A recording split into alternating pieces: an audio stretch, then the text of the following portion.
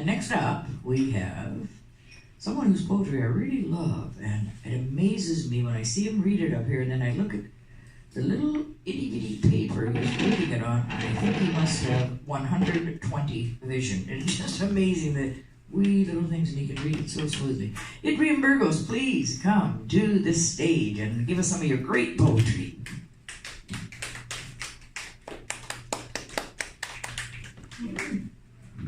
So first of all, Candice, clarification about that. I only get 120 vision only when I wear this. And then second thing is that I write these poems on only when I really look closely at them. Otherwise, if it's harder, I would be able to see them. So I'll just be reading a couple of poems for today. So the first one is actually like based on something that really happened.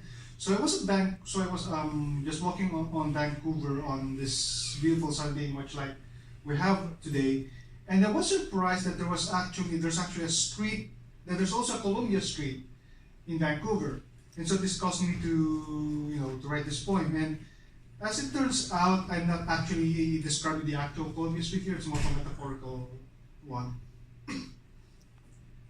Columbia Streets. I found myself at the junction between two streets, both sharing the same name, showing me what I'll expect to see further that can never be more different from the other.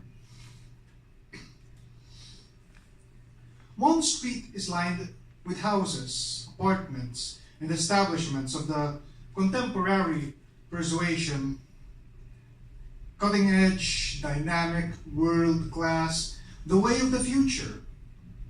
The other street skirts itself with cottages, that's of better days, mansions of diminishing grandeur, boarded up corner stores of cardboard wood, repair shops, supply stores, the remnants of brick apartments and streetcar stations.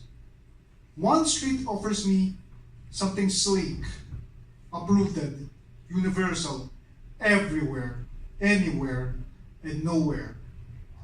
One street shows me what it was like before, the good and bad, the constant and unchanging, with its theaters, family-owned shops, and exalted churches. There was no doubt with the choice. I took the road of old. And so this one has also happened based on something that happened to me recently, and this one's entitled The Long Escalator. It seems far, it looks too deep, it seems impossible. To walk down on it would take forever. And when I walk on it, it appears endless. Endless rows and panels of slitted metal and black depressions, placed parallel on one another, on top of the other. I walk and walk, and it feels like a snake without end. It feels like a treadmill running continuously, endlessly. I run on it, walk on it, as if I returned to where I left. Even when I'm near the finish point, it still seems too far. When I look back on how far I've gone down, how near to the destination, it feels endless, continuous, as if the long steps are a reminder of how far I still have to go.